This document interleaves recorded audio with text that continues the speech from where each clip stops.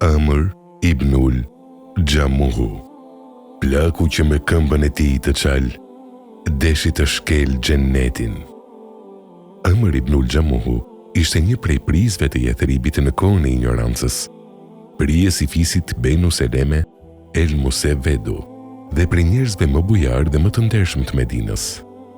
Ishte zakon në kohën e ignorancës që paria ta ketë idhullin e vetë në shtëpi, si shenjë bekimi dhe urate për çdo mëngjes dhe çdo mbrëmje, t'i bëj kurban në rast të feste dhe t'i lutet në rast të ndonjë fatkeqësie.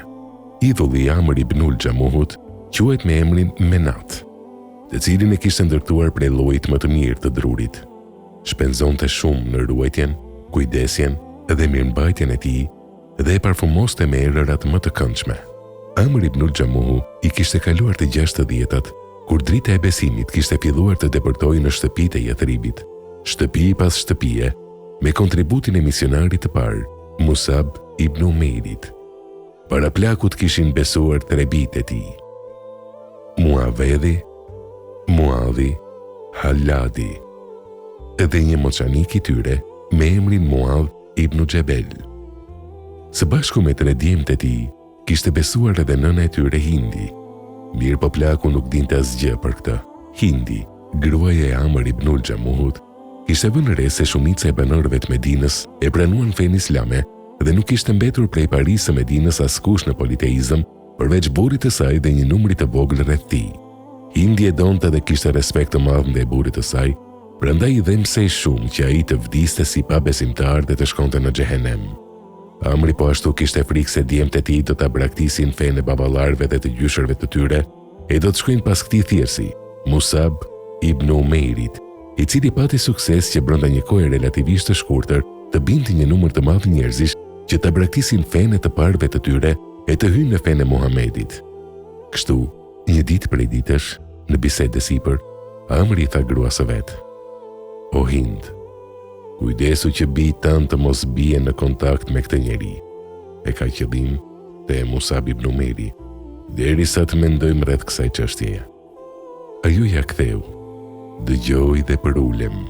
Mirë po, a do të kishe dëshiruar të dëgjosh prej birit tënd Muadhit se ç'transmeton nga ky njeri?" Plaku ja ktheu me nxitim: "Vaj për ty, mos e ka ndëruar fen Muadhi e unë nuk e ditkam." Gruaja e mirë ndjeu dhembje për plakun dhe tha: "Ase si, por ai mori pjesë në disa tubime të këtij thirrsi dhe mbajti mend të diçka që thoshte ai." Pastaj plaku tha: "Thirrë pra, të vi këtu." Kur i biri erdhi para tij, ai tha: "Lexo diçka që thot ky njeri." I biri nisi të lexoi: "Me emër të Allahut, të gjithë mëshirshmit, mëshirëplotit. Lavdërimi i takon vetëm Allahut, Zoti i botëve, të gjithë mëshirshmit, mëshirëplotit, sunduesi ditës së gjykimit. Vetëm ty të adhurojmë dhe vetëm prej teje kërkojmë ndihmë. Drejtona në rrugën e drejtë, në rrugën e atyre të cilët i bekova, jo të atyre që kanë merituar hidhërime e as të atyre që kanë humbur." El Fatiha 1:7. I mahnitur nga ajo që dëgjoi, plaku tha: "Sa të mrekullueshme që kanë këto fjalë."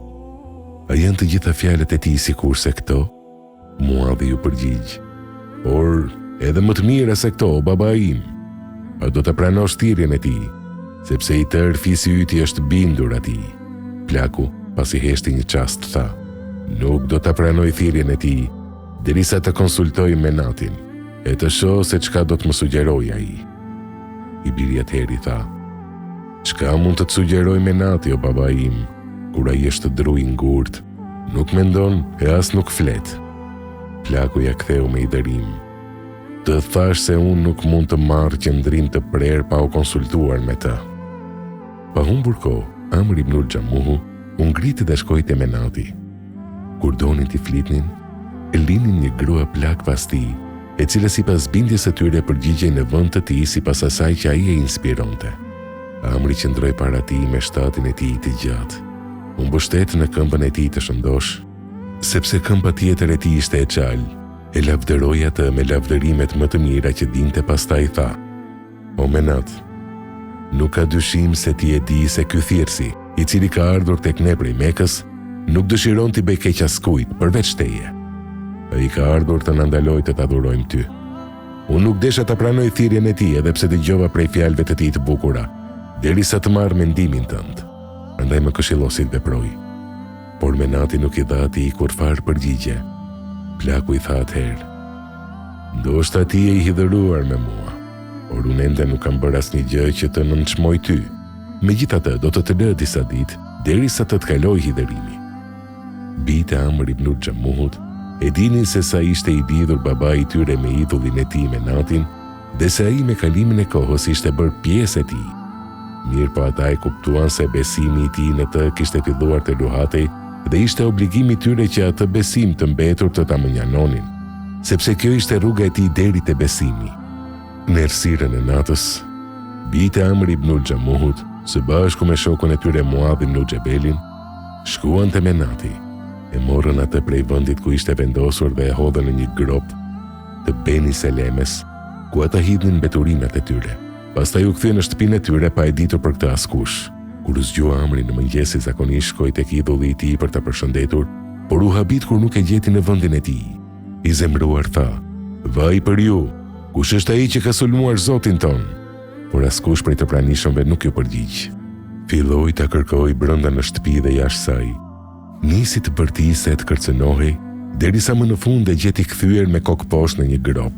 E lau, e pastroi, e parfumosi, e ktheu në vendin e tij dhe tha: "Betohem në Allahun, sikur ta dija se kush ka vepruar me ty kështu do ta kisha poshtruar." Kur erdhi nata e dytë, të rinjt përsëri u lëshuan mbi Menatin dhe e përsëritën të njëjtin veprim. Kur u zgjua, plaku e kërkoi dhe e gjeti në grop në mesin e mbeturinave. Përsëri e mori, e lau, e pastroi, e parfumosi dhe e vendosi në vendin e vet. Të rinjt vazhduan ta përsërisin të njëjtin veprim çdo ditë. Kur plaku u lodh, një natë para se të flej shkoi te Menati, ja vari shpatën në qafë dhe i tha: "O Menat, betohem në Allahun, se unë nuk po di se kush është duke e bërë këtë me ty, gjë që po e sheh edhe vet. Nëse te ty ka ndonjë të mirë, atëherë duhet që vetë luftosh të keqen. Ja, kjo shpatë është me ty." Pastaj shkoi në shtratin e tij. Të rinjt posa hetuan se plaku është në gjumin e tij më të mirë, ja mësyn idhullit, e morën shpatën prej qafës së tij, e nxorën jashtë shtëpisë, e lidhen me litar të një qeni ngordhur dhe i hodhën të dy në një pus të fisit Beni Seleme, në të cilin shkonin dy cirat. Plaku u zgjua në mëngjes dhe si çdo ditë shkoi tek idhulli, por nuk e gjeti. Pa humbur kohë doli ta kërkoi. Më në fund e gjeti të kthyer me fytyrë poshtë në pus, të lidhur me një qen të ngordhur. Ndërkaq shpata ishte marrë. Se radhe plaku nuk u mundua ta nxjerrë prej grope, por e la aty ku e kishin gjuajtur dhe i recitoi këto vargje: "Betohem në Allahun se, sikur të ishe ti Zot, nuk do të ishit në pus ti dhe qeni i ngordhur." Pas kësaj Amri hyn në fenë e Allahut. Amri ibn Xhamuhu e shijoi ëmbëlsinë e besimit, gjë që e cytit i kafshoi gishtat, i penduar për çdo çast të jetës së tij si pa besimtar. Për këtë ai u kthye fesë së re me tërë trupin dhe shpirtin e tij. Kështu që e vuri veten, pasurinë dhe trebit e tij në dispozicion të fesë islame. Pas një kohe të shkurtër, do të ndodh betejë e Uhudit. Amri i vreti trebit e tij se si përgatiteshin për të luftuar me armiqtë e Allahut xhaleshanuhu. I shite ata duke u endur sikurse luan, e secili prej tyre dëshironte të bjerë shahid për të fituar kënaqësinë e Allahut. Ky qëndrim i të bijve e nxiti dhe vendosi që edhe ai të shkojë në luftë nën flamurjen e pejgamberit alayhis salam. Mirë po bijtë e tij ishin të mendimit që ta pengonin babain e tyre në realizimin e qëllimit të tij. Ai ishte plak, i shtyr në moshë. Përveç kësaj, ai ishte edhe i çal. Mosdaljen e tij në luftë dhe të atyre si ai e kishte lejuar edhe Allahu xhaleshanuhu. Të bijtë thanë: "O babai ynë, Allahu xhaleshanuhu të ka liruar prej kësaj. Përse atëherë ngarkon veten me atë që Allahu i Madhërisëm të ka liruar?" Plaku u hidhërua për së tepërmi prej fjalëve të tyre dhe u nis të ankohet te Resulullahu sallallahu alaihi wasallam dhe i tha: "O i dërguari i Allahut, bijtë e mi dëshirojnë të më pengojnë nga kjo e mirë dhe argumentojnë këtë pse jam i çal. Betohem në Allahun se unë dëshiroj që me këtë këmbën time të çal ta shkel xhenetin." Pejgamberi alayhis salam atëherë ju tha të bijve: "Lëreni, ndoshta Allahu do t'i adhuroj shahidullahu." Atëherë të bijtë e lanë, duke ju bindur urdhrit të Resulullahu sallallahu alaihi wasallam. Posa u afrua koha e daljes, Amr ibn Xhamuhu e përshëndeti gruan e tij, ashtu siç përshëndet ai që shkon në rrugën e pakthim. Pastaj u kthye ka kiblia, i çoi duart ka qiellit dhe tha: O Zoti im, më dhuro shahidllëkun e mos më kthej të dëshpëruar në familjen time. Pastaj u nisi rrethuar nga të 3 bijtë e tij dhe me një numër të madh njerëzish nga fisi i Benu Seleme. Kur lufta arriti kulmin dhe u shpartalluan njerëzit që kishin për detyrë të kujdesen për pejgamberin alayhis salam, u vërejt Amr ibnul Xhamuhu duke shkuar në rreshtin e parë, që ndronte i fuqishëm në këmbën e tij të shëndosh dhe thoshte: "Unë jam i përmalluar për xhenet. Unë jam i përmalluar për xhenet." Menjëherë pas tij ishte i biri, Haladi. Plaku dhe biri i tij duke mbrojtur Resulullahun ran të vdekur shahid në fushën e betejës. Ndërmjet rënies dëshmore të birit dhe babait të tij, nuk ishin vetëm disa çaste. Por sa përfundoi lufta, u ngrit Resulullahu sallallahu alaihi wasallam tek dëshmorët e Uhudit për t'i varrosur ata, e sahabët vetë ju tha: "Lërini me gjakun dhe plagët e tyre, sepse unë do të jem dëshmitar për ta." Pastaj vazhdoi: "Nuk ka asnjë musliman që plagoset në rrugën e Allahut e që të mos vijë në ditën e Kiametit duke i shkuar gjaku. Ngjyra e tij është si ngjyra e dyllit të verdh, safran, kurse era e tij është si kurse era e myskut." Pastaj tha: "Varroseni Amr ibnul Xhamuhun me Abdullah ibn Amrin, sepse ishin shok të pandashëm në dynja. Allahu qoftë i kënaqur me Amr ibnul Xhamuhun dhe shokët e tij, dëshmorë të Uhudit, dhe u ashndërris të varret."